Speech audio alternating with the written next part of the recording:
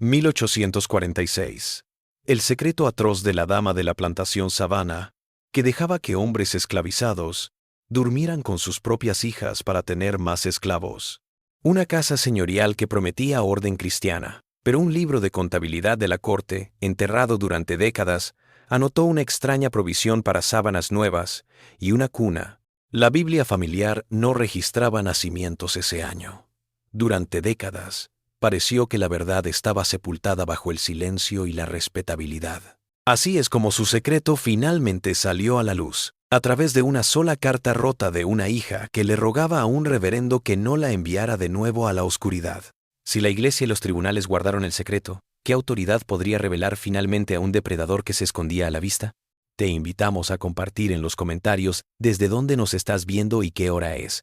Si darle voz a los olvidados te importa, por favor suscríbete para mantener vivas estas verdades. La historia no es una habitación silenciosa, es una bóveda cerrada, llena de libros de contabilidad y últimas palabras, esperando una llave. A veces la llave es solo una mano curiosa y un rayo de luz en la oscuridad. En 1971, en el juzgado del condado de Chatham, en la costa de Georgia, esa mano era la de Daniel Wallace. A sus 73 años, Daniel era un hombre hecho de rutina y registro. Había servido a su país en la Gran Guerra, visto cosas de las que eligió no hablar, y regresó a Savannah para servir al condado, un lugar donde el pasado nunca estaba del todo pasado. Era viudo, un hombre de cuyo silencio se tomaba por falta de sentimiento. Pero sus compañeros conocían la verdad. Daniel sentía el peso de cada nombre ingresado en el registro público, cada nacimiento, cada muerte, cada escritura. Para él, los archivos no eran pilas de papel, eran una congregación de fantasmas, y su deber era asegurarse de que sus historias se contaran correctamente. El sótano del juzgado se estaba vaciando para reformarlo, y Daniel se había ofrecido voluntario para ordenar los archivos anteriores a la reconstrucción. Cajas llenas de papeles amarillentos que apestaban a polvo, cuero y decadencia. Era un trabajo metódico, el tipo que él prefería. Sus dedos, firmes a pesar de su edad, trazaban los lomos de los libros, sus ojos escaneando la tinta ferrogálica que se había estado secando durante más de un siglo. Encontró el libro de contabilidad un martes. Estaba encuadernado en cuero oscuro y desgastado, su cubierta desprovista de cualquier título. En el interior, las páginas estaban llenas de la elegante caligrafía de ángulos agudos de una mujer de medios. Era un libro de cuentas de plantación de 1846, que detallaba los gastos de la propiedad Oakstead, justo a las afueras de Savannah. Daniel repasó las partidas de siempre. Gastos en semillas, en arreglos para el ahumadero, botas nuevas para los peones. Era la aritmética profana de una escuela perversa. Registró su existencia en su propio diario de registro, y estaba a punto de dejarlo a un lado cuando una línea escrita en el margen captó su atención. Provisión para sábanas, cuna nueva. Un gasto normal para una familia en expansión. Pero algo se sentía fuera de lugar. Una nota única, fuera de tono. Como un hombre que juraba por la referencia cruzada, Daniel sintió un tirón familiar. Pasó la tarde siguiente buscando el registro de nacimiento correspondiente. Revisó los registros de la iglesia, el censo del condado e incluso la propia Biblia familiar de la señora, que estaba guardada en la misma caja. La Biblia era un objeto pesado y adornado, sus páginas llenas de la misma caligrafía segura. Registraba matrimonios, defunciones, los nacimientos de las dos hijas legítimas de la dama de la plantación, Eliza y Mary, pero en 1846 no había nada, niños nuevos, ni bautismos, ni nombres para poner en la cuna nueva. Era una ausencia, un agujero en la historia oficial, un gasto sin razón. El libro de contabilidad estaba ocultando algo. Esa noche, Daniel se sentó en su porche, una taza de café enfriándose en su mano. El susurro de algo en lo que no había pensado en 60 años volvió a él. Recordó ser un niño, escuchando a los viejos, veteranos de una guerra diferente y más personal, hablar en los escalones de la tienda general. Mencionaron las grandes casas y las familias que las habitaban. Hablaron de Oakstead. Se refirieron a la señora de la plantación, una viuda reconocida por su piedad pública y su mano de hierro privada. Y luego, uno de ellos había bajado la voz y dicho algo que había desconcertado a Daniel. Cuando era niño, dijo, había lugares en el condado donde las damas no eran mejores que los hombres, y Oxted era uno de ellos. Los otros hombres solo habían asentido con un acuerdo sombrío y silencioso que cerró el tema definitivamente. Ahora, todos estos años después, la línea del libro de contabilidad y las palabras del anciano se conectaron en la mente de Daniel. Una cuna sin bebé, una provisión para sábanas, susurros de una casa donde algo estaba fundamentalmente mal. Daniel volvió al tribunal al día siguiente. Ya no era solo un arquivero, era un investigador siguiendo un rastro de tinta de más de 120 años. Leyó el libro de contabilidad de nuevo, no como un libro de cuentas, sino como un mapa. Notó entradas más extrañas, pequeños pagos regulares listados como provisión para las muchachas, seguidos de anotaciones de que estaban confinadas por días. Observó retiros para tónicos y medicinas, más de lo que necesitaría una casa sana. El pánico comenzó a crecer en él. Una certeza fría de que estaba mirando un crimen de un siglo de antigüedad. Un crimen tan monstruoso, que había estado oculto a plena vista, registrado como una simple cuestión de negocios. Entonces lo entendió. La verdad se asentó sobre él, no como un relámpago de comprensión, sino como una piedra que se arrastra. La dama de la plantación, una figura de la sociedad de Savannah, no había adquirido una cuna para un nuevo vástago. El libro de contabilidad, cuando se unía a los susurros y los silencios, contaba una historia diferente. La cuna era para los hijos nacidos de sus propias hijas, Elisa y Mary, y sus padres no eran caballeros pretendientes de propiedades vecinas. Eran los hombres esclavizados que trabajaban en sus campos, traídos a las habitaciones de las muchachas por orden de su propia madre. No por amor o lujuria o algún pecado perverso, era por dinero. Estaba criando más esclavos, utilizando los cuerpos de sus propias hijas como maquinaria. El hogar no era un refugio, era la fábrica del crimen, y durante más de un siglo, el condado, la iglesia y la ley habían guardado su secreto. El libro de contabilidad en las manos de Daniel ya no era solo un documento histórico, era una confesión. Y Daniel Wallace, que cargaba con sus propios silencios de guerra, sabía que no podía permitir que éste se mantuviera. El trabajo acababa de empezar. Daniel Wallace ahora poseía un conocimiento terrible. El libro de contabilidad ya no era un artefacto, era una acusación. Y su objetivo era una mujer elogiada por la historia. Sabía que un solo libro no era suficiente para desenmascarar a un depredador envuelto en las túnicas de la piedad. Necesitaba un coro de testigos, incluso si hablaban desde la tumba a través de trozos de papel. Comenzó donde la vida y los secretos se registran por primera vez: escuelas e iglesias. En los archivos educativos más antiguos del condado, encontró las listas de una pequeña escuela financiada por la iglesia que había servido a los niños de la plantación Oxted. Los nombres estaban allí listados en columnas ordenadas, niños con nombres como Samuel, Rose y Josiah. Pero los apellidos eran un enigma. No se parecían ni a sus madres, Elisa y Mary, ni al amo de la casa fallecido años atrás. Eran los nombres de los peones, el herrero, el mozo de cuadra. Más revelador fue lo que no encontró. En los registros de bautismo de la iglesia, estos niños no existían. Estaban en la lista de la escuela, pero ausentes del libro de Dios. Una decisión administrativa que los mantuvo sin nombre en el único lugar donde se suponía que cada alma era igual. Eran dueños, no feligreses. El patrón de exclusión deliberada estaba comenzando a tomar forma. Su búsqueda se amplió, llevándolo a una caja de efectos familiares no reclamados, propiedad de una partera llamada Martha Gable, que había abandonado Savannah repentinamente en 1852. En su interior, entre hierbas secas y frascos de tinturas, reposaba un pequeño diario encuadernado en tela. La letra de Martha Gable era simple y directa. Sus notas eran breves y prácticas, pero mientras Daniel leía, un escalofrío de terror lo invadió. Ella no nombró el crimen, pero documentó su sombra. Una entrada de 1847 decía: en Oxted de nuevo. El arreglo de la señora continúa. Otro parto. Un niño sano. No hay alegría en esta casa. Recé por los jóvenes. Otra, un año después. La señorita Mary está indispuesta. Su espíritu es débil. La señora lo llama problema femenino. Pero yo sé lo que es. Es el problema de un alma siendo aplastada.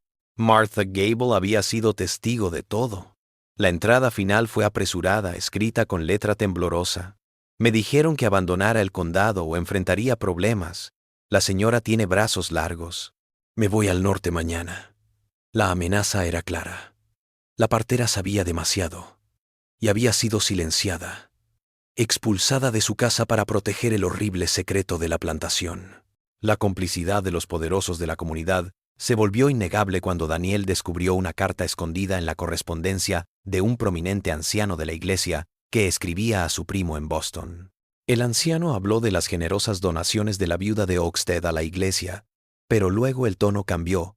La caligrafía cuidadosa se volvió tensa y enojada. Su generosidad es apreciada, pero no puede borrar la mancha en esa casa, escribió. Están ocurriendo prácticas paganas allí bajo la apariencia de orden cristiana. He escuchado susurros de buena gente que no me atrevo a repetir por miedo a lo que le haría a nuestra congregación. Rezamos por su alma, pero me temo que es una causa perdida. La carta era una obra maestra de la condenación educada. El anciano sabía. Endale, Bremader, Inattende and Ender. Vio la podredumbre, pero eligió mirar hacia otro lado, aceptar el dinero y sofocar la disidencia, en lugar de arriesgar un escándalo que los mancharía a todos.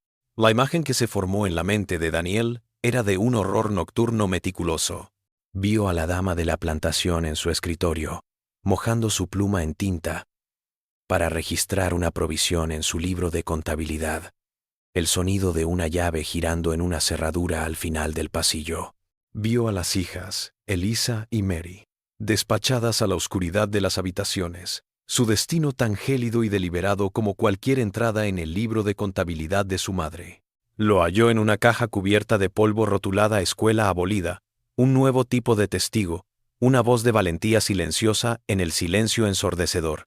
Su nombre era Catherine Miller, una joven maestra de escuela de Vermont, que había venido al sur antes de la guerra, llena de un sentido de misión. Había enseñado a los niños de Oxted, los que no tenían apellido oficial ni lugar en la iglesia. Los vio no como bienes, sino como niños, y guardó fragmentos de sus vidas. Escondidos en un viejo manual, había trozos de papel, fragmentos de su existencia.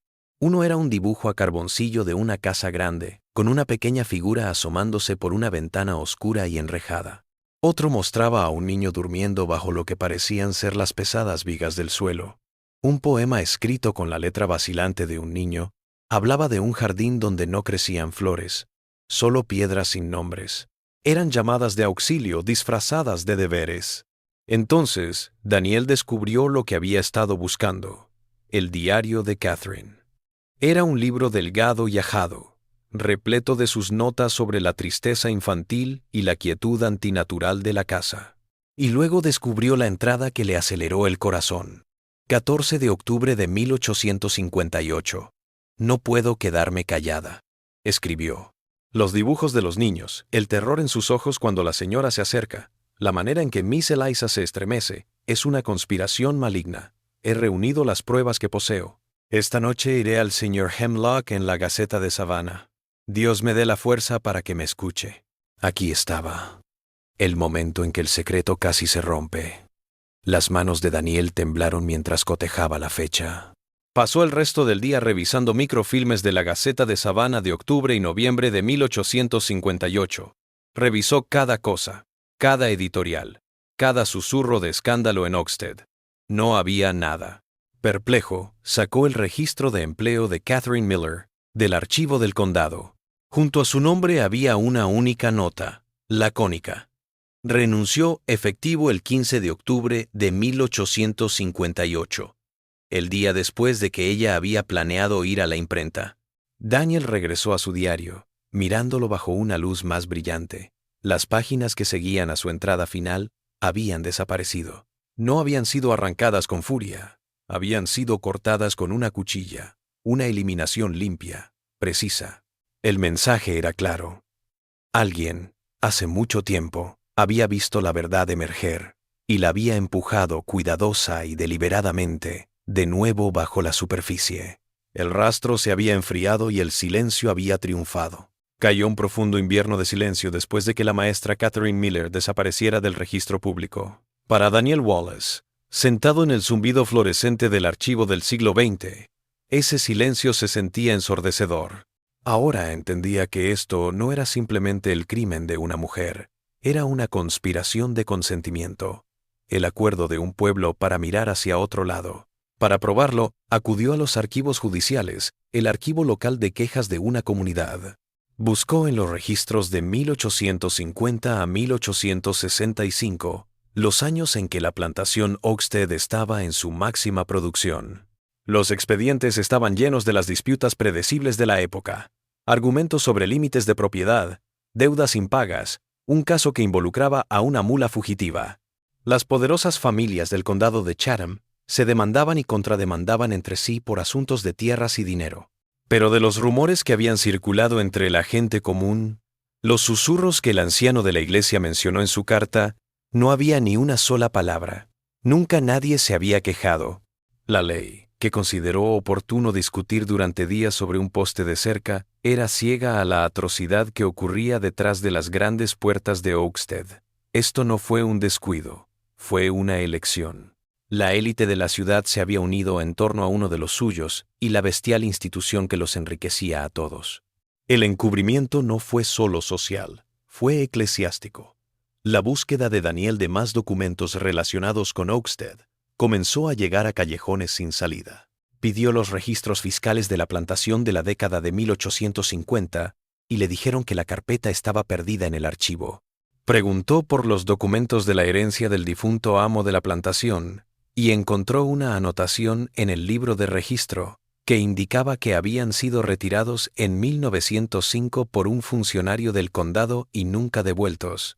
Cuando examinó la encuadernación del antiguo libro de correspondencia de la iglesia, encontró débiles rastros de adhesivo y astillas de papel. Las cartas habían sido retiradas, al igual que alguien había cortado páginas del diario de la maestra.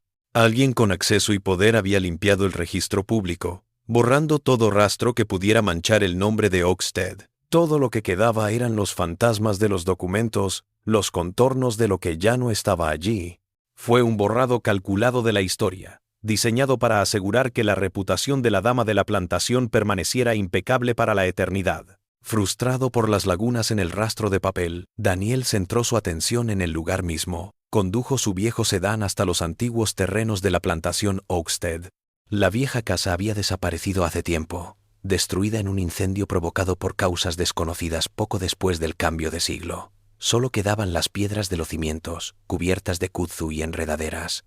Caminó por el terreno, usando un viejo mapa topográfico que había encontrado en los archivos.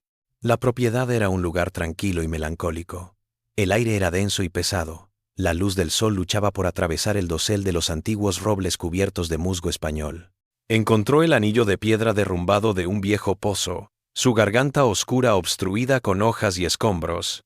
Localizó una depresión poco profunda que el mapa marcaba como el sitio de la bodega de raíces, un lugar que en su mente se había vuelto sinónimo de confinamiento y miedo. Pero fue una tercera ubicación lo que captó su atención. En el mapa era un vacío, un campo al final de la finca, marcado simplemente como la zanja del jardín. Sonaba un nombre raro para un jardín.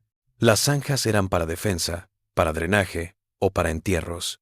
El verdadero costo del crimen de la dama de la plantación se hizo devastadoramente claro cuando Daniel hizo su descubrimiento de archivo final de la semana. Sacó el censo federal de 1870, el primero en listar a los afroamericanos por su nombre como ciudadanos. Buscó a los residentes de Oakstead, curioso por ver qué había sido de ellos después de la emancipación. Las personas esclavizadas estaban dispersas, muchas habían tomado nuevos nombres y se habían mudado. Pero fue la entrada para el hogar principal de la plantación lo que le cortó la respiración. Allí estaban Eliza y Mary, las dos hijas. En 1846, habían sido las jóvenes refinadas de un hogar rico. Ahora, 24 años después, vivían en una pequeña casa alquilada en las afueras de Savannah, sus circunstancias muy reducidas. En la columna marcada como ocupación, el censista no había escrito nada. Pero en la última columna, una destinada a observaciones de salud, había escrito 2 palabras, una para cada hermana. La palabra era inválida, y debajo del nombre de Mary, escribió mente rota. Su madre, la arquitecta de su perdición, no figuraba en la lista con ellas. Ella se había mudado a la ciudad, viviendo sus días en una casa adosada respetable, con su reputación intacta. Daniel se quedó mirando la página, la escritura formal del censista burlándose de él. Las hijas, las principales víctimas de la codicia de su madre, habían sido quebradas y descartadas. Sus hijos, la descendencia sin nombre del libro de contabilidad, no se encontraban por ningún lado en el registro oficial, su existencia reconocida solo como entradas en una lista de la escuela y cifras en un libro de cuentas. Por un momento, Daniel sintió una profunda sensación de derrota. La evidencia era abrumadora, pero la justicia que buscaba parecía imposible. El depredador había vivido su vida cómodamente y había muerto elogiada por su comunidad. Los testigos fueron silenciados, los registros purgados y las víctimas quebradas y olvidadas. La historia parecía haber pasado de largo, y el horrible secreto de Oakstead había sido enterrado para siempre. El peso del crimen sin resolver presionaba a Daniel Wallace. Sintió que estaba al final del camino, frente a un muro de silencio construido un siglo. El sentimiento de derrota se prolongó durante semanas. Volvió a su rutina en el juzgado, catalogando los registros mundanos de la vida de un condado, el libro de contabilidad de Oakstead, descansando en la esquina de su escritorio como una reprimenda silenciosa. El depredador, la dama de la plantación sin nombre, había ganado. Su secreto, al parecer, se mantendría, pero la historia, como el agua, siempre encuentra una grieta. El gran avance no provino del juzgado, sino de una iglesia, la Episcopal de St. John. Una de las congregaciones más antiguas de Savannah estaba llevando a cabo una renovación masiva de su rectoría. Obreros limpiando un ático que no se había tocado en generaciones encontraron un pequeño cofre encuadernado en cuero, empujado en un rincón polvoriento detrás de una pila de himnarios. Asumiendo que eran viejos asuntos de la iglesia, se lo llevaron al historiador de la parroquia, quien, conociendo la pasión de Daniel por el pasado del condado, lo llamó. Daniel se acercó, no con expectación, sino con el tranquilo hábito de un hombre que revisa cada rincón. El cofre estaba cerrado. La cerradura, sin embargo, era vieja y quebradiza, y cedió fácilmente. Dentro, amortiguado por lino amarillento, había un pequeño paquete de papeles bien envuelto, atado con una cinta descolorida. Mientras Daniel desataba la cinta, sus manos, por primera vez en años, no estaban firmes. Los primeros papeles que desenrolló fueron las páginas faltantes del diario de Catherine Miller. Aquí estaba la parte de la historia que había sido cortada. Su relato frenético y detallado de llevar los dibujos de los niños al editor del periódico, el Sr. Hemlock. Ella escribió sobre su cortés rechazo, cómo él le había aconsejado que tales asuntos se manejaran mejor internamente por la iglesia. Él le había dicho que hablara con el reverendo Alistair Finch de St. John. Su siguiente publicación detallaba su encuentro con el reverendo.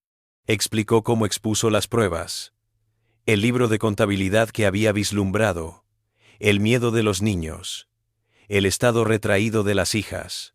El reverendo había escuchado pacientemente, su rostro una máscara de solemne preocupación. Había cogido su sobre de pruebas, jurando que investigaría él mismo y la mantendría a salvo. La entrada final, escrita la misma noche, estaba llena de una claridad desesperada y traicionada. El reverendo había regresado, no con ayuda, sino con la propia señora de la plantación. La señora no había alzado la voz. Ella había sonreído, agradecido a Catherine por su preocupación cristiana, y le había informado que su contrato de enseñanza se daba por terminado con efecto inmediato. Un carruaje esperaba para llevarla a la estación de tren. Si alguna vez volvía a hablar de esto con alguien, su reputación se arruinaría, y su familia en el norte sufriría por ello. Ella iba a ser borrada. El reverendo se había callado. Su obligación con los poderosos había superado su obligación con los inocentes. Debajo del diario había algo más aterrador.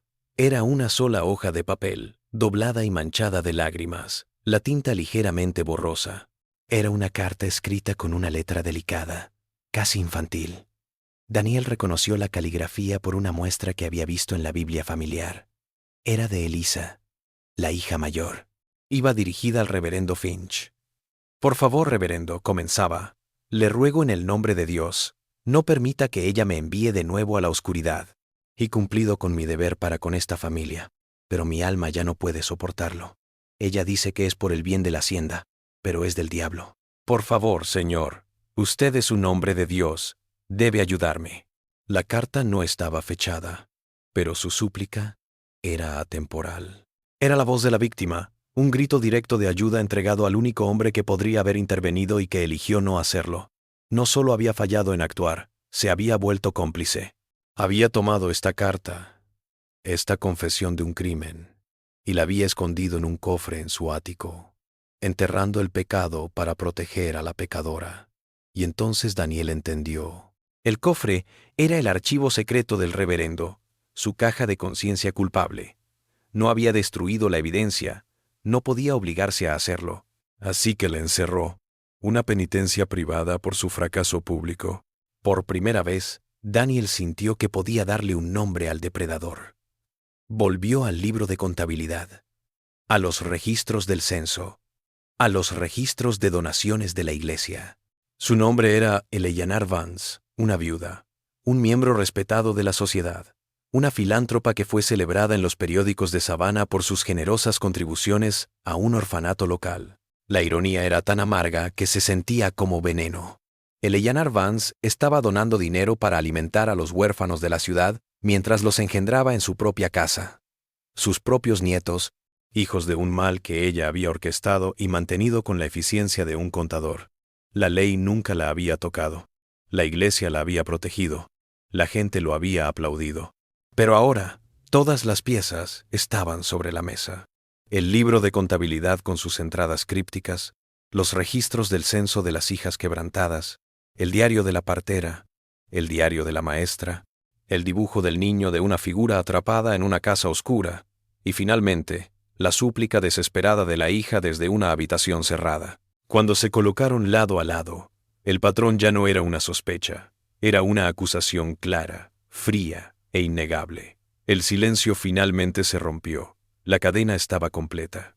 Eleanor Vance, la celebrada dama de la plantación Oakstead, estaba desenmascarada por fin. La ley ya no podía tocar a Eleanor Vance. Había fallecido en 1881, aclamada como un modelo de virtud sureña, y fue sepultada en el mejor cementerio de Savannah bajo un ángel de mármol. Pero Daniel Wallace sabía que una sala de tribunal no es el único lugar en el que se dicta un veredicto. Hay una corte superior, la corte de la historia, y sus veredictos son finales. Pasó los siguientes 3 meses reuniendo su caso. Ya no era solo un archivero, era un fiscal, construyendo una narrativa no para un jurado de 12, sino para el juicio de las generaciones venideras. Colocó los documentos en orden cronológico en una mesa larga en la trastienda del archivo, el libro de contabilidad de la plantación, con su fría aritmética del pecado, el diario de la partera hablando de una casa sin alegría, la carta del anciano de la iglesia confesando una conspiración de silencio, el diario de la maestra y los dibujos inquietantes de los niños, la súplica desesperada de la hija y finalmente el registro del censo que pronunciaba a las víctimas inválidas y mente rota. Era un relato de maldad premeditada, facilitada por una sociedad que apreciaba la reputación más que la justicia. Daniel no llevó sus descubrimientos a las noticias ni a la policía. Esta historia necesitaba una autoridad diferente. Contactó a una sociedad histórica y genealógica regional, un grupo de investigadores dedicados y serios que valoraban la verdad por encima de todo. Les presentó el archivo, fotocopias de cada documento y un resumen detallado de sus hallazgos.